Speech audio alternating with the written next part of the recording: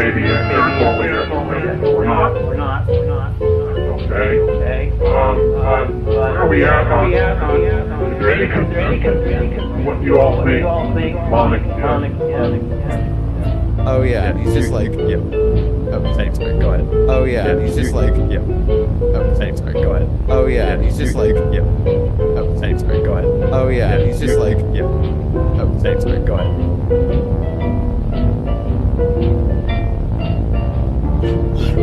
The distant bodies souls of the Nephilim who were killed during the flood that gave into human bodies when angels had sex rituals with humans in the antediluvian world, who are now trying to distract human beings from God and seek their own destruction so that humans don't ever get elevated above angels in the age to come. Isn't that complicated?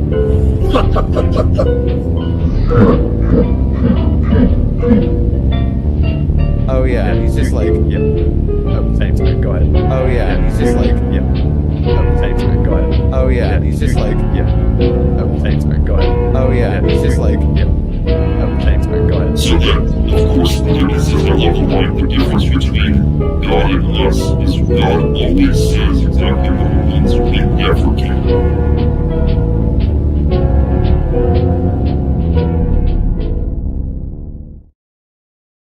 Alright, welcome everybody. This is a live Fringe with Grimgriz and Degraide.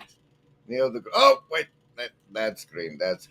This thumbnail is officially what happens if you feed the Queen of the Night logo from the shirt into the AI art slave bots at NightCafe. Queen of the Night is apparently something he's associated with. I don't know in case you don't know who he is, I have this card here. An intro card, and it says he's a guy with the band who has a new deck of cards coming out. You can see those right over here. This is the new deck of cards coming out, and as you know, we really use cards and like cards a lot around here, so we thought we'd have him on the show. Here's part of that band part, I think.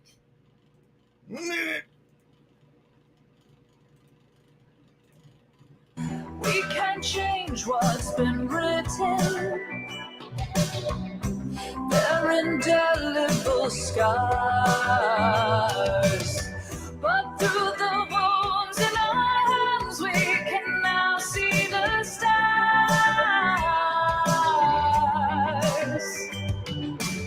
So let these scars become taller than mountains, rising above the storm. We now see further than before. The ashes reignite within our grave signs.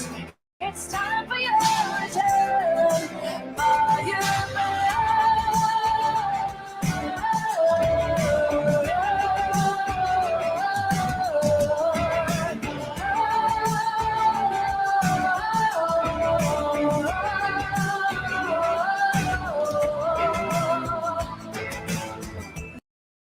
that. Look at that. Brilliant. Brilliant. And here he is. Here I am. Welcome, Neil. This is a Fringe encounter with Grimgriz on the Grimgriz. Hey, good to see you, Grim. Yeah. We Yeah, normally do absolutely. mind Good to see you, control. man. We normally do mind controls. I thought I'd save it in case you wanted to play along. That's where there's mind control. Everybody's swimming in, even if you just count commercials. And here, like in Dungeons and Dragons, you get a savings throw against it. In order to receive the savings throw, you choose between survival, social, wisdom, or heart as the basis function with which you will resist the mind control. Your will to survive, your social network, your collection of wisdom, or the power of your heart. You make that choice. I roll the die. If it's over 10, you've made the savings throw and take half damage from the mind control. If it's under 10, you failed the savings throw and take full damage. But first, you must choose survival, social, wisdom, or heart. Oh, wisdom. Always wisdom, Grim. Always wisdom. We have a lot of always heart folks around here.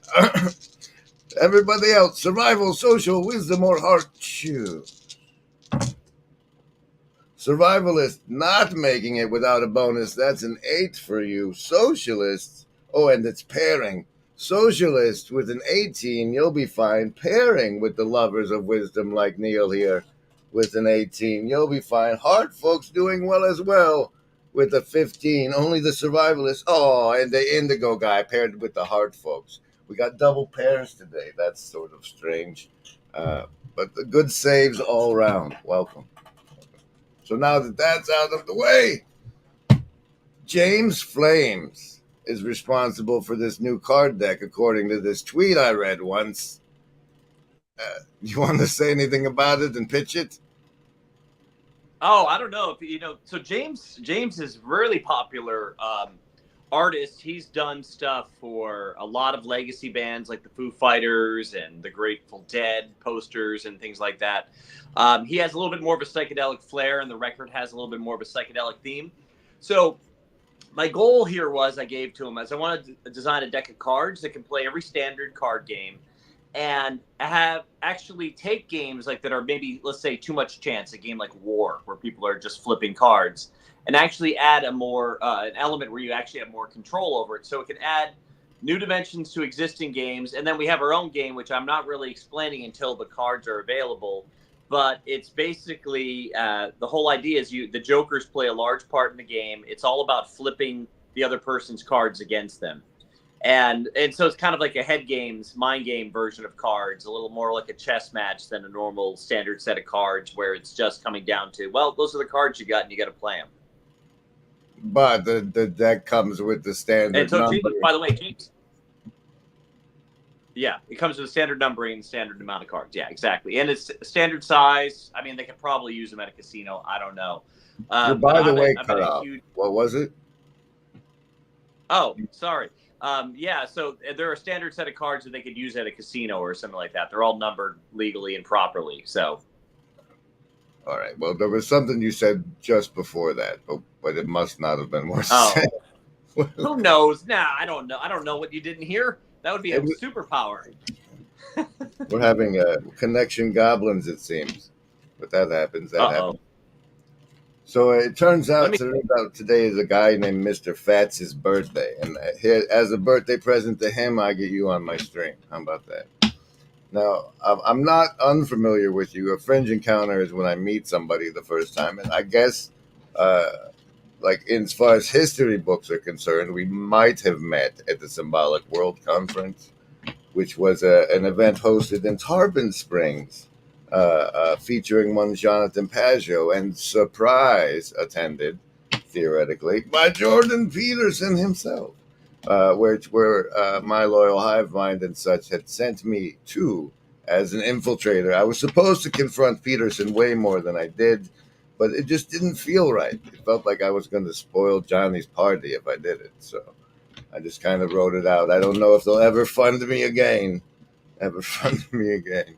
But the interesting bit about that for me is that in some video I happened to see, Johnny Pageau himself, Black Bill Johnny, That's his new nickname, by the way. Anyway, he said that you were the one responsible for that was the I don't know, the seed or the impetus or the shadow cabal behind the Tarpon Springs event. And so Yes. having Pajot's Shadow Cabal on my stream with the Shadow Cabal is kind of nice. Would you like to talk about that? Yeah, sure. So just let me know if you lose me on the internet here. I just checked. It says I have full connection. So, yeah, so basically, this is something that people have been bothering Jonathan about forever. Myself as well. Everybody wants to do a live in-person meetup. And, you know, again, it is implicit in what he's talking about. And part of this whole idea of symbolism and community is that, you know, like Paul Vanderklay talks about with the estuary, is that it is important that people are able to get together in actually in person. And I thought this would be such a unique conference, so I basically just hooked Jonathan up with the people that can put that kind of event together, helped him make some decisions on the speakers. I wasn't doing too much. No, you just said the important part. As Ups is caught with his timely donation to our Unlock the Next VIP code, of which there are only 2 remaining, that you've connected him with the people that could get it done. See, that's what fascinates me about you, is that there's a layer cake of kayfabe.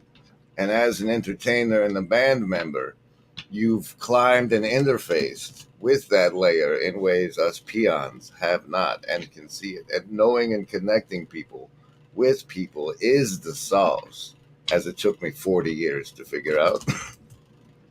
Yeah, well, you notice, Grim, like, you know, so as, I don't know if you've had friends or if you watch someone sort of become more successful in what they're doing, that can create anxiety amongst your friends and the people you know. So I always want to alleviate that anxiety as a kindness, in the sense that I don't think of it so much as networking, is that I include the people I know in everything I'm doing. So when we get chances to go play cool shows, I try to bring as many people backstage as I can. I try to bring people along with us.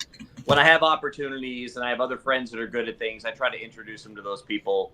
I feel like that really does a lot to alleviate that tendency for people to covet and be jealous of, like, when you're successful. Because hopefully everybody knows who's my friend and works with me, is that as what we're doing gets more successful, like, that opens up opportunities for them as well.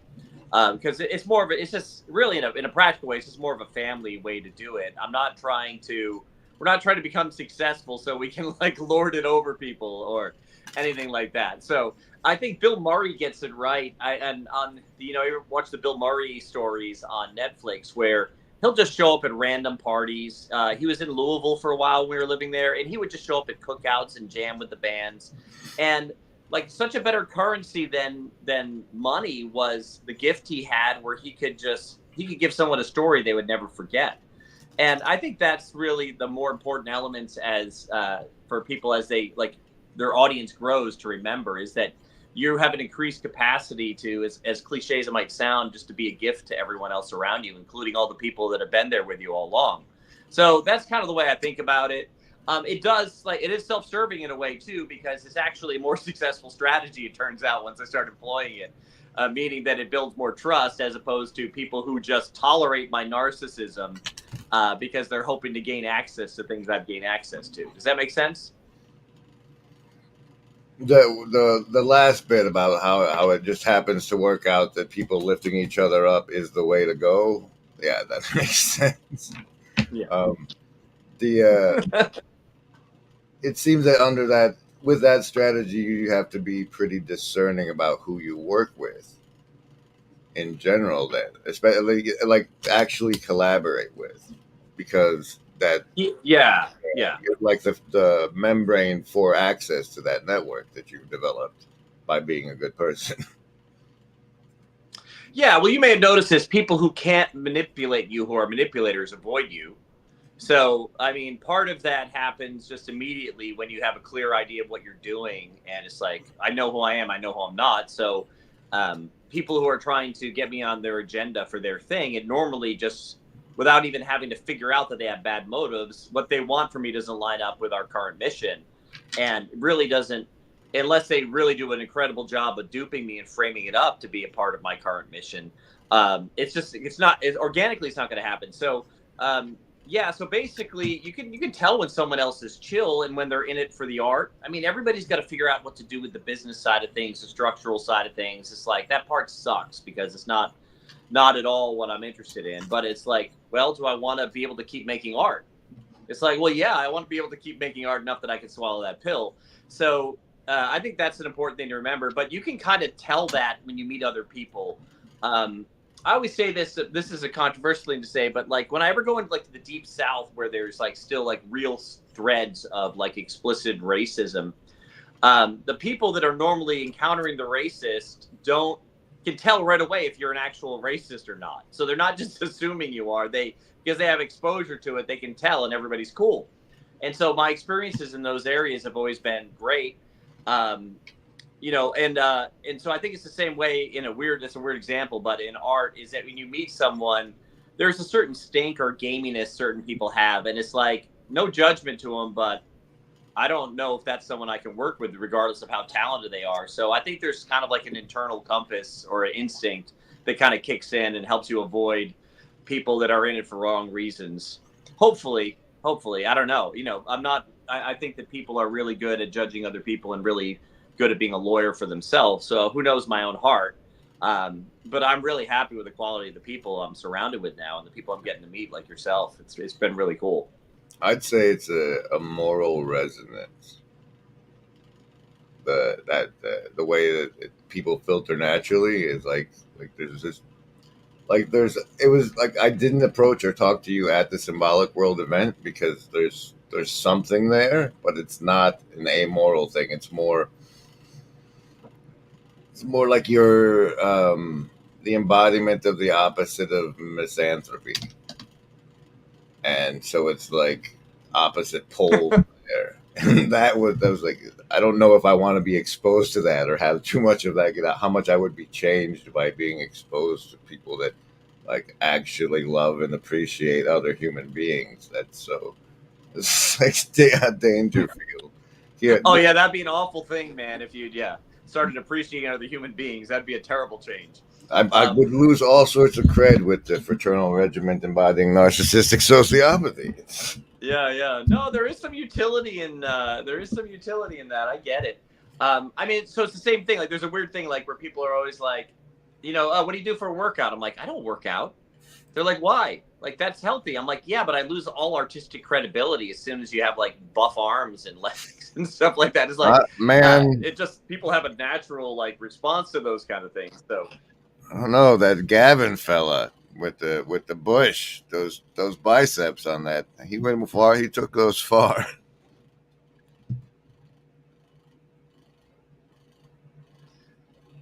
Yeah, I'm sorry, you broke up a little bit. Can you say that one more time? Just that the lead singer of Bush, his biceps took him a long way. Oh yeah. Thanks, internet, for helping it not land. No, I think my internet's. Yeah. Thank you. All right, internet. We were talking about Gavin Rosdale from Bush. Is that? Yeah, you're saying artists can't get caught working out. I'm saying that guy's biceps took him a long way. But let's. Oh yeah. Oh, okay. So sorry, man. Like the internet is like, I feel like I need a hearing aid because the internet is kicking out on me. No, I think. Well, I mean, there's just a natural, like, symbolic thing of the idea that if your body gets big and your head gets small, it's an anti-intellectual image. Not that it's necessarily true, but it's an outward form of, like, people can use that to shortcut that someone's priorities are too external, as opposed to internal growth. Just like the idea that someone could be perceived as an intellectual because, their head is large in proportion to the rest of their body. Or perhaps the ridges are similar to Peterson's. So they could get that idea. If the ridges were similar to Peterson, they might think you were smarter than you were. To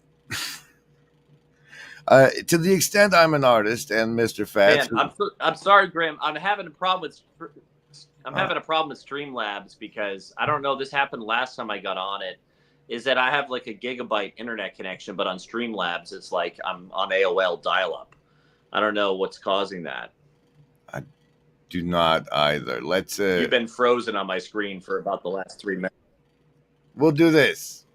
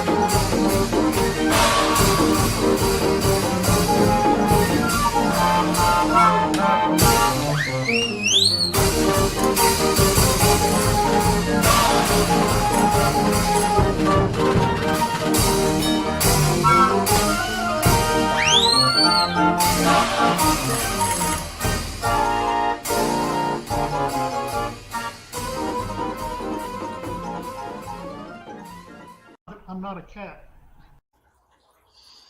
We all know that there is no agency any living gent can see doing what is right for me.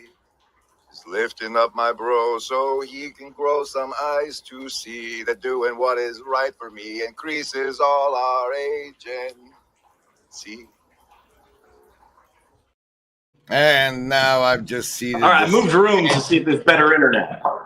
We'll see what happens. I like the backdrop change. I like the backdrop change. You have a Yeah, there it is. house. I'll just change scenes every time you run a commercial. It's great. It's great. Where? Oh, Keep the yes. audience there. We're at the faux hostility portion of the show. Perfect. I don't know if you know anything about the community I'm involved with. I like to refer to certain portions of it as Peterson's Wake. It's the people that like really got on the board with the message, but still didn't clean their room, and and are here The still. Gnostics. Are here still. Oh, we'll get there. We'll get there. The Queen of Clubs is the agency deck card of the show. Let's see. I need the cards. I'm looking forward to the deck coming out. When's that available? A couple of weeks. We're gonna run a, since we're not just overflowing with money, we normally try to do pre-sales or some kind of campaign. So we've got vinyl records coming out and the deck of cards. I try to have some kind of strange or fun offering every time we do a record because we do concept records. So with Queen of the Night, we actually made a film. With Firebird, there's this deck of cards that kind of comes with it. And hopefully one day I can get the novella out there, which is the short story version of it. Because it's a pretty trippy story. It takes place in like a undisclosed period of time in the future. And it's basically psychedelics are being used against the population to make them believe that their leaders are gods. And so it's a pretty trippy story. And it's also based on, it's based on a strange saint that in the 4th century or 3rd century was a court jester who baptized himself in mockery of Christianity. And actually, who knows what he saw when he went under the water, but when he came back up, he believed everything and was martyred for it. So I thought that was such a weird way to like have the truth and the good come like popping back into a civilization through a joke. And so I really wanted to riff on that with this story. And so the deck of cards kind of deals with that same idea. It's like you think you've won, and then someone can really kind of turn the tables on you at any time. All right. Speaking of turning the tables on you, tell me about your walk with the Lord. What would you like to know?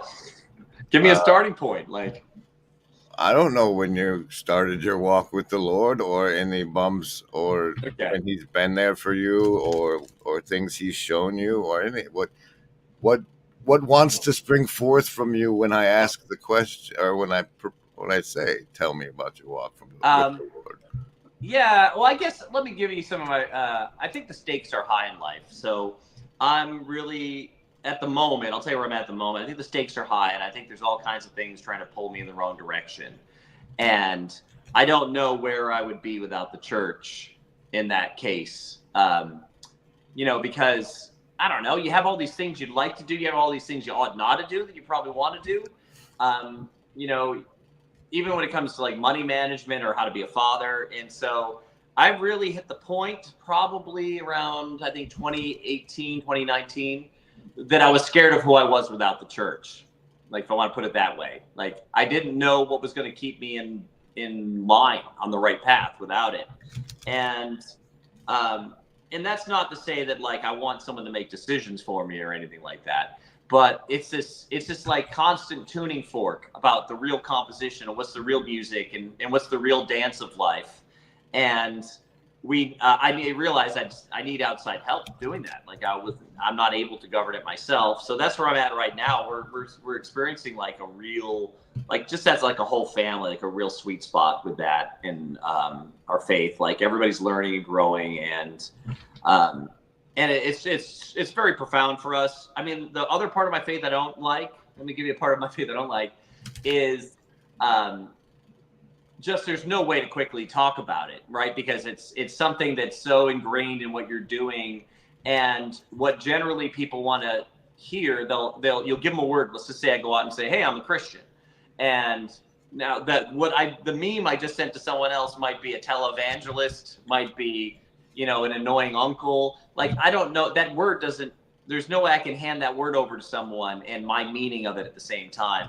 So these things are always touchy to talk about. So I tend to talk around like more of, sometimes I'll just talk about my presuppositions about it, my worldview. Sometimes I'll talk about, hey, my history. Hey, I was born into a Catholic church. Wasn't really excited about it. You know, I can give you the whole rundown about how that. Right, but really the only thing you've said is like, there was a point I got to know myself well enough to know that without the church, Yeah, right. So, yeah, I believe like people go around like, you know, it's a really funny thing, like in a film when they try to write a character or someone thinks they can just tell you that they're strong. It's like, you know, or like the whole trope of like, you know, I'm a strong woman who don't need no man. I don't think that people know how strong they are. I think that you can know the limits of your strength and where it ends. And I think that's a way better idea than trying to figure out if you're strong or not, or, you know, or that no one can run over me because I'm strong. I think that's stupid. So I just kind of try to focus on the limits of what's in my power to do and what am I going to need other help for. And you realize like through faith that's actually the beginning, like to see the right thing, to give it the right name and the right purpose. And that it's also the end because it's giving you the energy to do it as well. So, you know, I think I'm really heavily reliant on it. Throughout my life, I was super egotistical, really saw myself as intelligent, having better answers for things than people. But as I got older, that I could see where that was limited, even if other people couldn't see it. Like, you can just know your own failings. So I just had to have some of those. I'm constantly having those hard conversations with myself about the ways I'm deluded, or the ways I think I'm amazing and I'm not, or the ways I think I'm bad and I'm actually not as bad, because you get it from both sides in your head. You don't know where those voices are coming from. I don't have one of those. That's what it do. Which one? This thing where you're having this other person in your head that says like, hey, you know, you're being deluded about that taupe. I don't have one of those. It's great. It's great. I'd like to. I have this full hostility. Oh yeah. Well, that's what friends are for, man. There's this full hostility part I have to steer through. So as far as I understand it, what happened is like, as I said, we're part of the Jordan Peterson wake, so we still kind of pay attention, and we heard that you got invited on tour with him, and then like yesterday or something, I catch you over on this Christian Baxter YT Power podcast. Okay. And you say the following. Well, first, it's in reference to the self-authoring program, which our good friend Pastor Paul touched on this morning. Here's the lead up. Share this tab. Here's the lead up. We of agnostic temperament have had these thoughts and experiences. Let us make haste to reassure you. We found that as soon as we were able to lay aside prejudice and express even a willingness to believe in a power greater than ourselves. So there's this desire, this drive to believe. And And with Jordan Peterson's self-authoring program, it's both reaching for something and fleeing something. So Jordan Peterson has you write both the life you've always wanted and the life you're desperately seeking to avoid. And that's the reference to the self-authoring program. And then I catch Neil saying this. That's where accountability begins. You believe and then you go and do it. So, well, when someone wants to push against this problem we're having is that people are living and they really feel this way. They believe inside that there's something different than they are on the outside. And our culture doesn't really have a way to reconcile that. And it's been reinforced over and over again that you just get to self-author those things. And so the problem is that every Dum, dum, dum. Yeah. There's the faux hostility. Oh, right. So you think there's conflict in me referring to self-authoring as a bad thing in that way versus the programmed. You're running around with the guy who self-authoring sells. program. He said you're running around with the guy who sells this program to SAPs called the self-authoring program, and then you go on afterwards saying that our problem is self-authoring. It's just, I couldn't believe it. I was shocked and amazed. Yeah. No. Well, I mean, I think you can get the understanding. Like, actually, I don't find conflict in that because the point I'm making there is that it's solely self-authored. So I believe that you come up with an idea of who you are, the character you're playing in the story, and then you go test it against the culture. You test it against the world. So, for example, if I just came out and told you that I'm as good as Beyonce and I'm as popular as Beyonce, right? But I can't pull a Beyonce-sized audience and no one's buying my records, that declaration on my own doesn't mean anything because it doesn't take root in the world. And so I like that. But of course you have to have an internal sense of who you might be and what you're aiming for. It's just you have to negotiate that identity ultimately with the rest of the planet. If they don't see you that way, you're not presenting yourself that way. That's basically my main point. I really like the way you spun it off of Jesus' parable about the sower in that talk with Baxter, actually, about how like the difference when it takes root and gets. Oh yeah, the second seed that hits the ground. Like the way that just whether or not it takes root and gets embodied, because like I have plenty of things that haven't taken root that would have drastically changed my life, and so yeah. Do you have an example of that, or that comes to your mind? Oh, it's like, well, like I'm bringing it down to the root of it. It's like I have this rejection of self. So like I can know what will do good for me, and if I understand that it will do good for me, it like immediately there's a barrier to actually pursuing that activity that gets activated as part of the rejection to self axioms are generally operant.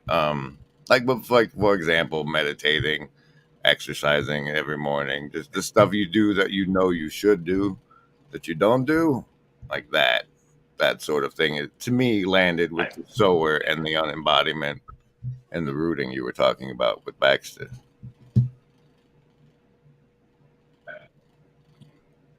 Yeah. So, man, I think that's a great point. I think with one of the things I had to come to terms with. So, for example, I grew up. Again, I said I grew up quickly. I was going to a Catholic church, and that is a practice more similar, I guess, liturgically than to what I'm doing now than what I did for a while, which was by the time I became a teenager, the state I lived in had so many scandals with the Catholics, and there was so like a lack of enthusiasm. You could kind of feel it like in the culture, kind of dying and being dried out. And then I, met some born again Christians, and I was like, well, I was super interested in God, in Christ, and they had all this enthusiasm, right? So I wanted to be a part of that. And, that's one thing that I didn't have. So the problem is that's not the only, obviously, that just enthusiasm, affection for God is not nothing, but it's not everything either.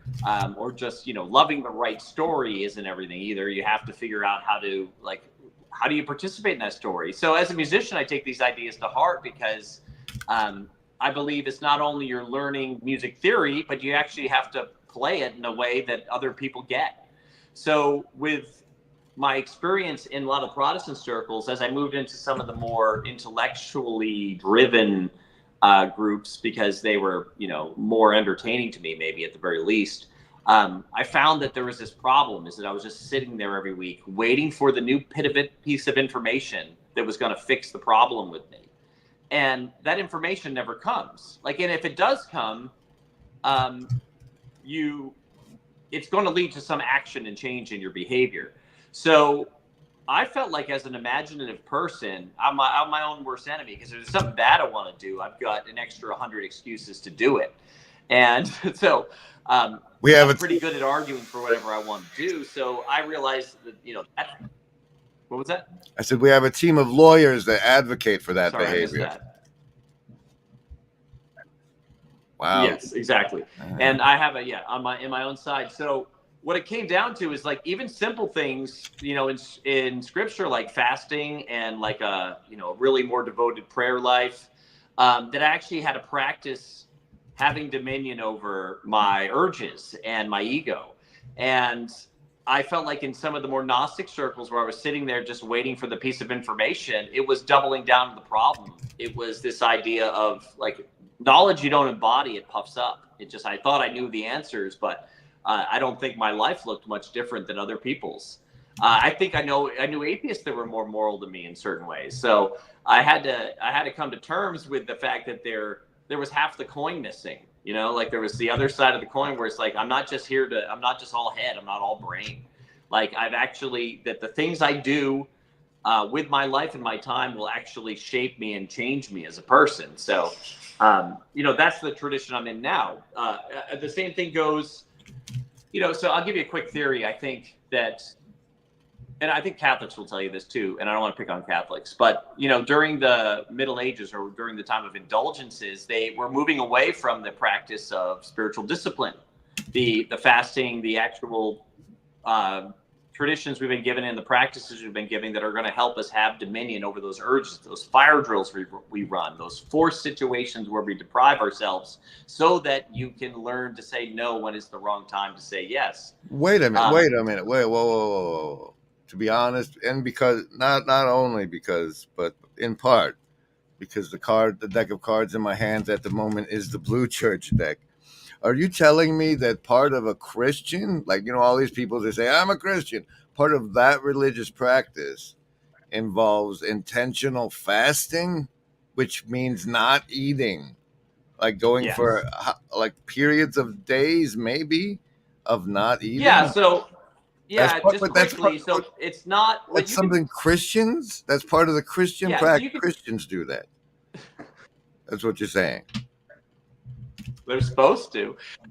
We're commanded to. So the whole idea is that it's not necessarily just going totally without food.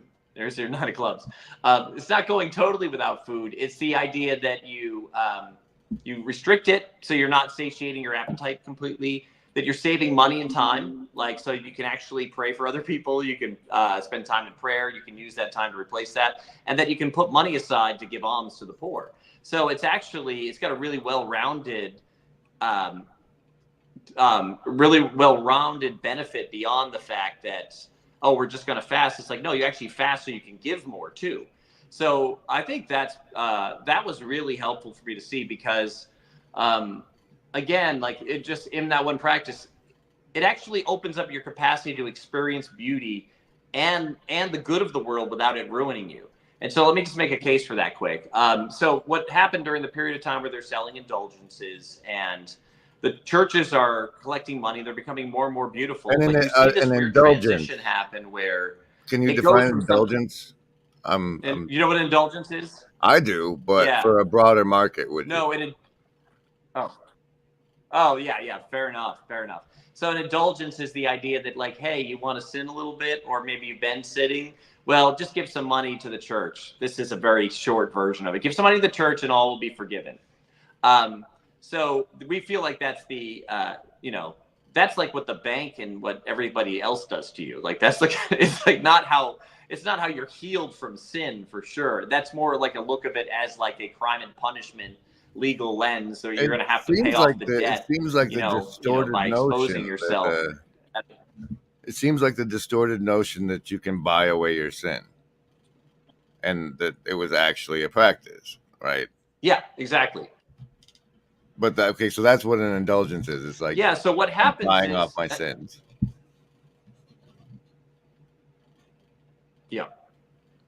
Yeah. So what happens is as they move away from that, is they change their mindset around it to this more crime and punishment, to this thing you can pay off. Well, what happens is all of the beauty in the churches, you'll notice at the same time becomes more sensuous. Eventually there's like the old joke about like Michelangelo getting told to paint naked boys on the ceiling of the church. It just starts to get weird. And I think there's a big Protestant pushback against this that eventually turned into something like, well, all we need is 4 walls in the gospel. Like we don't need a beautiful space. We need good words. And I understand that pushback, but you can actually have both, but you don't really get both. You can't really drink the wine and enjoy it fully unless you've practiced dealing with the implicit side of dealing with those type of ecstatic experiences, the experience of witnessing something incredibly beautiful, the experience with wine, the experience with sex, all of these things. Unless you practice dealing with the implicit problem ahead of time, it's going to turn into abuse. So it's like these two things you have to raise at the same time. You have to raise I can't get on the camera. You have to raise your personal disciplines so that container is emptied and more wide open to receive more beauty. So that was something like someone could have explained to me 10 years ago, and I would have just thought they were making it up until I had some sort of experience with that change myself. And it's the anchoring and the grounding of that is that it actually gives you a foundation so that you can handle more of the glory of the world and the beauty of the world without, becoming bitter and cynical or depraved. I've been working on that because I think as an artist, like I'm just naturally. Who is it? I said, and Christians are supposed to be doing that. Who knew? Sorry, there's a delay. I know it's like you're in South America. I guess the ones that read the Bible. Yeah, right. I know. I mean, we all kind of, for most Christians, we do kind of bemoan the importing of marketing language and categories into Christianity that really took over in the 20th century, where everything became like kind of this transaction. Because who wants to buy fasting? Like, you know what I mean? Like, who's selling that? Like, what do you got? Like, who's going to monetize fasting? It's the opposite, right? So that doesn't help. And then also the idea that like just mere belief alone that I can hand you this thing, and then just because you said it and you sort of believed it, like everything's fine. That paradigm seems so cheap and so strange. It's basically the idea that like, hey, listen, you're guilty of all these crimes, and even though you really hurt everyone and yourself and your family and what other people you've hurt in these crimes, the good news is you're going to get away with it. And I don't think that's the Christian message at all. The Christian message is supposed to be about healing and an ontological change where we're brought closer to God, that he can more directly influence us without cooking us in his glory, if you will. So I don't know. I don't want to judge other people that are in their place, because like I don't really look out, like, 'cause I'm Orthodox. Most people probably listening know that. And I don't look outside of the Orthodox Church and be like, there's just because I can call out, let's say, like propagandistic language that someone's using, it doesn't mean that there's not something genuine going on there either.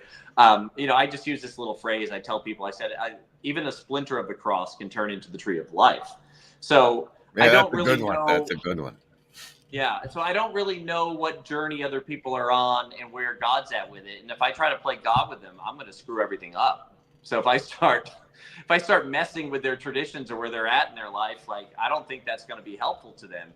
And I've been calling out other people that have, only because they've directly associated this with me, like they're just describing my own faith wrong. They're saying I don't understand it when everybody is telling them they don't understand it, and they're using that like a weapon against us. It's like, man, listen, call out, get it right when you call us out, and then we can have a discussion, because that's only going to make us all smarter.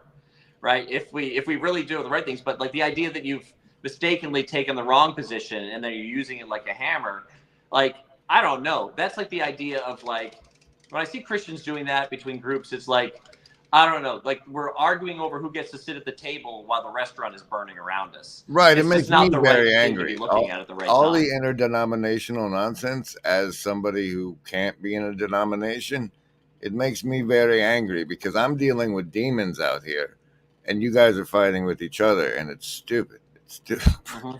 Let's Yeah, take a minute, and then we'll see what the hive mind has to say about any of this. We got some comments built up over there. I was at some point I was supposed to interrupt with this. Now what'll that asshole think of next? Is anybody gonna die? I don't know. I think. Oh, I better keep playing more.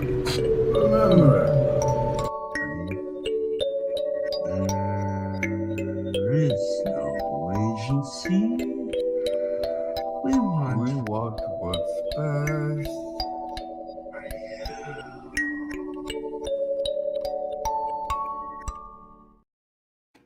I'm scrolling through all these comments, and it appears nowhere has anybody proceeded any closer to unlocking the one of the remaining 2 VIP codes available for the VIP of our event, Northwestuary 2024, in Olympia, Washington, from September 12th to the 14th. The VIP event being on the 15th, and also my birthday party. There's 12 seats available. We're not doing like your friend Johnny and packing a room with the VIPs, but what was the thing?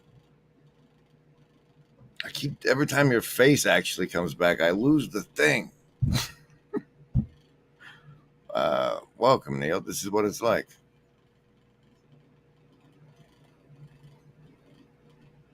sorry, it's frozen again. Again. If you can hear me, I can just talk about random things to keep the air from being dead. Yes. Please do. Please do.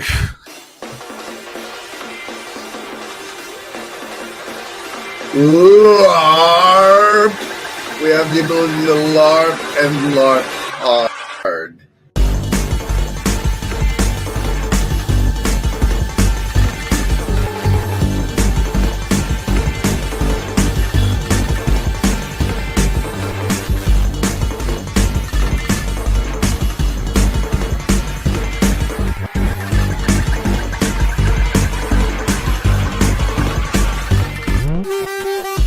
LARP. We have the ability to LARP and LARP hard.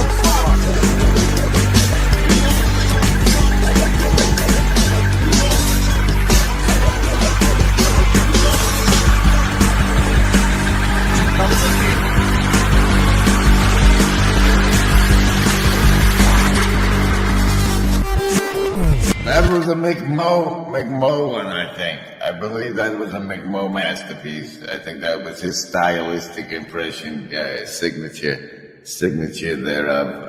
Okay. All right, let's see. Has the internet been All right, appeased? are we back? I don't know. Am I moving? No, it appears you cannot see or hear me moving. Well, Neil, this was great. You can't hear me saying this. I'll kick you out. Hey, I hear you again. Oh, no, we're back. I was about to kick you out.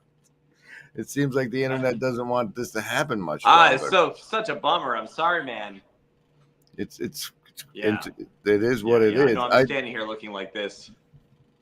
I do have one question. If you can hear it, for people that see the industry and then the higher layers of the layer cake and production stuff as inherently corrupt, and what is there any advice about the perspective that would allow them to operate with those people with more ease? I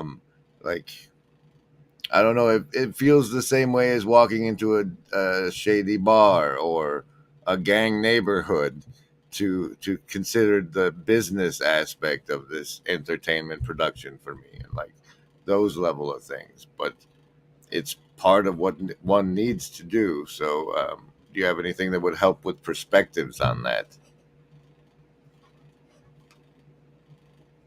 Yeah. Well, you know what's awesome right now is that there's more potential to get out there on your own with less potential to make any money about it. So that's normally like a win-lose for people, at best. And I kind of take it as a win-lose in the sense that I'd rather have more people a part of what I'm doing right now, like in the sense that it's kind of free and accessible through streaming, and we're getting paid like, 0.03 to 0.05 cents every time someone listens. But, for us, we're lucky because like at this point, like I think our biggest record ever has about 30 million streams. So these things start to add up over time. But I don't think I would go back to, let's say, the 90s when it was like tours and bigger studios and bigger budgets, but people were buying physical copies. I mean, there's something wonderful about owning physical copies of music. But as an artist, I'm not so worried about material stuff that I'm like, oh, dang, if this was the 90s, I'd have a gold-plated hot tub. Like, that's not interesting to me. For me, it was always like the ability to I created stuff because I wanted to see it and hear it. Like, I honestly have to admit, like, when I'm working on a record or just finished with a record, I'll listen to it a bunch. Like, I want to hear the finished product, and I actually enjoy listening to it. Then I stop. Then I get sick of it. I never want to hear it again. But, so with the industry in its current state, it doesn't really know what it is. There's a lot of loser-on-loser crime in music, meaning that these are all intelligent people that were allured to the entertainment industry because it's kind of sexy and it looks fun and it's exciting, that would have all had better careers in some other field or whatnot. So I just tell people who are going to do it, as soon as you can, get in front of an audience, because you're going to want to find the things that you like that you're doing that actually resonate with people. You might find there's things you like that the audience isn't going to give you like that amen back to. And so if you can really start to get yourself in front of people in a bunch of different ways, you can actually start to figure out if you stand a chance of creating something that people resonate with, and then modifying what you do like you would in a love relationship. Like, oh, this thing I'm offering to the people is way more well received. This other thing I'm offering that I like, they're not receiving it. So am I going to keep doing that thing, or how much, just to satisfy myself, versus, customizing this relationship with care for the other people. So there is kind of this romantic dance and relationship you have with an audience. And that scares the crap out of a lot of artists, because sometimes you find out that you sucked. And nobody likes that. Like, especially if you really thought it was good and people are just kind of placating you and you're showing, it's a horrible feeling. But that's the only way it's going to get better. So I tell people to focus on that first. And then if you can really find something you love, and you find just a few people who love it too, that's why you don't despise small beginnings. Because if you can find someone besides your mom that loves it, there might actually be more people like them out there. So You might start with 2 or 3 gathering, right? Yeah, exactly. So I wouldn't get too discouraged by the slowness in which things start. But also at the same time, you got to pay attention to when you hit walls and growth and stuff like that, and you've got to come up with new ideas to overcome those. But if you're being consistent and what you're doing is something you love and you find other people who love it, it's going to grow. It's just a matter of time and energy and consistency. So I would kind of ignore the music industry. I wouldn't ever hire anyone to do anything for you. I only would work with people that only make money if they only get to eat if they kill something. So like a manager who takes a percentage off of things they get. Because in the music industry, there's all kinds of people who can tell you they're going to do things for you and they want money up front, like a publicist. But you can hire a publicist, and not to disparage publicists, but they can sit on their butt with your money for months and be like, nobody bid, not our fault, right? And so don't do that. And certainly don't do the field of dreams thing where you're like, if I build it, they will come. Meaning you have a great idea, but then you're not doing anything. This is the worst part of it for me, because I hate having to tell people, because when you're marketing yourself, you basically have to tell them like, hey friends, here are my thoughts and the thing I made. Why don't you give me your money? And that part is so uncomfortable. At the same time, I realized eventually that there was a discourteousness for the people that actually wanted it when I didn't tell them. They're like, why didn't you tell me this came out? Like, I'm mad. And so I'm always trying to ride that line between like, okay, well, how do I put the stuff out there without having to brag about it or being cocky about it? How do I do it? Because one of the problems of marketing is that you're going to be tempted when you have to market something to distort people's assessments, right? So they make a better assessment of your thing. You're going to have to distort their framework so they make a stronger assessment of your thing. And I'd rather have it happen the other way around. I'd rather have people be like, well, maybe I'll check it out and then be astonished. Yeah. Versus, this kind of marketing hype and pitch. It depends on what angle you're doing. If you're doing it because you have to, or no. because like you're doing it because that's what your main aim is the mammoth, right? Well, this connection issue is too fumbly for me. We had one question from the audience about what is the best chord on a guitar. Did that? Well, listen, I'm excited about watching this back after so I can hear what you're actually saying. Right. Right now, it's just robot blips. I'm so sorry. We'll let you go, Neil. It's been great. I got a lot of great stuff out of you. I know you can't hear me say this, but I said goodbye. So we'll let you off the stage. I'll play some branding and hang out. We got another 2 minutes before Paul's thing starts, and he's gonna run like 10 minutes of branding. So Remember, embody. I gotta get some of Griz's branding in here. We want what's best for you. Remember, there is no agency. And also, remember, embody. Remember to embody. This vague accent that Grim has. Maybe he's been sent from Russia to America to colonize me personally. Maybe Grimgriz is Putin's tool to get under my skin. And now that he's become my favorite YouTube channel, it's happening.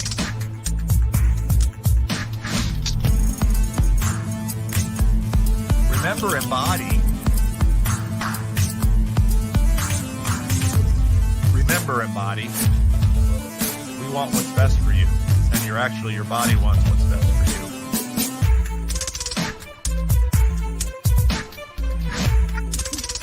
you. Remember, embody, there is no agency. We want what's best for you. Trust the facts. Remember, embody. Don't have gratitude unless you remember, embody it. There is no agency. We want what's best for you. Please do. Remember, embody. We want what's best for you.